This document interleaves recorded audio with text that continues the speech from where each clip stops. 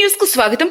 రాష్ట్ర ప్రభుత్వం భవన నిర్మాణం ఏర్పాటు కొరకు ఎస్సీ ఎస్టీ బీసీల లబ్ధిదారులకు ఆర్థిక సహాయం చేస్తున్న సందర్భంగా కందుకూరు హౌసింగ్ ఈఈ మాధవరావు గురువారం విలేకరులతో మాట్లాడుతూ రాష్ట్ర భవన నిర్మాణ శాఖ లబ్ధిదారులకు యూనిట్ కాస్ట్ సరిపోవడం లేదన్న ఉద్దేశంతో ఎస్సీలకి 50,000, బీసీలకి 50,000, ఎస్టీలకు 75,000 రూపాయలు వివిధ దశల్లో వారు కట్టుకునే దాన్ని బట్టి ఆర్థిక సహాయం చేయాలని సర్క్యులర్ నంబర్ 2249 ద్వారా ప్రభుత్వం నిర్ణయం తీసుకోవడం జరిగిందని, దీన్ని లబ్ధిదారులందరూ కూడా సద్వినియోగం చేసుకుని అసంతృప్తిగా ఉన్న గృహాలన్నీ కూడా పూర్తి చేసుకోవాలని కోరుతున్నాను అని తెలియజేశారు.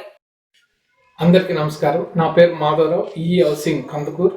మన రాష్ట్ర ప్రభుత్వం లబ్ధిదారుడికి యూనిట్ కాస్ట్ సరిపోదు అనే ఉద్దేశంతో ఎస్సీ ఎస్టీ మరియు బీసీ లబ్ధిదారులకి అమౌంట్ ఎన్హాన్స్మెంట్ చేయడం జరిగింది, ఆర్థిక సహాయం చేయడం జరిగింది. ఎస్సీ మరియు బీసీలకి అయితే 50,000, ఎస్టీస్కి అయితే 75,000 వివిధ దశల్లో వాళ్ళు కట్టుకునే దాన్ని బట్టి అమౌంట్ రిలీజ్ చేయడానికి సర్క్యులర్ నంబర్ 2249ని గవర్నమెంట్ రిలీజ్ చేయడానికి.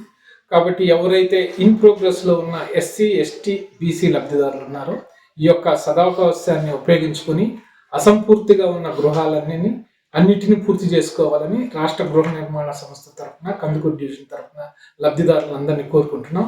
కాబట్టి ఈ యొక్క అవకాశాన్ని అందరూ ఉపయోగించుకొని గృహప్రవేశాలు చేసేదానికి గౌరవ సీఎం గారు ఆదేశించున్నారు.